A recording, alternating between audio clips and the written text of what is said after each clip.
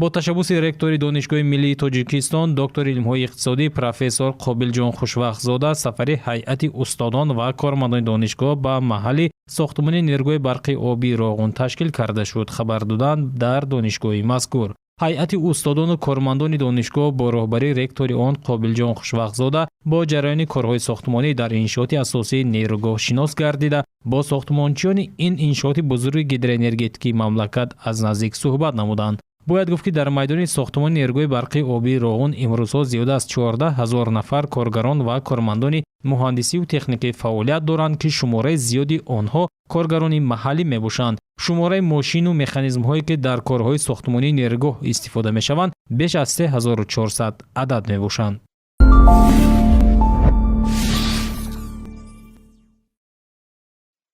18 آگوست هیئت زیاده از 170 نفره استادان و کارمندان دانشگاه ملی تاجیکستان اساساً از حساب زنان و دختران و جوانان در موضع ساختمان نیروگاه برقی آبی روغن با رفت کارهای ساختمانی و انشاءات اساسی نیروگاه شناس شدند. در این خصوص دانشگاه ملی تاجیکستان اطلاع می‌دهد در جریان سفر از جانب دانشگاه ملی تاجیکستان با کتابخانه نیروگاه برقی آبی روغن 600 نسخه کتاب و ادبیات تازه نشر تقدیم گردید. اینچنین برای بلند خاطری کارگران و ساختمانچیان نیروگاه برقی آبی روغن از جانب دسته هنری نوروزی نزد دانشگاه ملی تاجیکستان برنامه رنگین فرنگی فراغتی پیشنهاد شد. همین گونه اقدام را در پیروی با دانشگاه ملی تاجیکستان دیگر مؤسسه‌های عالی تعلیمی مملکت نیز در روزهای تعطیل تابستانی میتوانند برای هیئت کارمندان و استادان عملی نموده با رفت کارهای ساختمانی در نیروگاه و شکوه شامت این انشاءات نادر هیدروانرژتیکی از نزدیک شناس شوند.